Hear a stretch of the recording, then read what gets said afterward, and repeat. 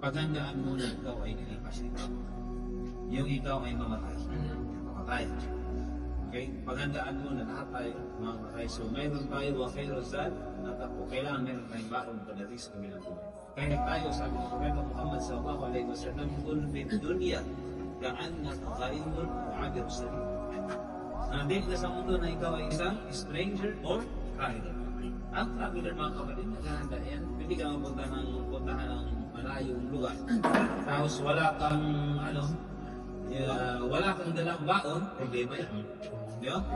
Hindi ka rin isang stranger sa isang lugar kung wala kang dalang baon. Magre-limos ka sa amin. Sa na hindi pwede.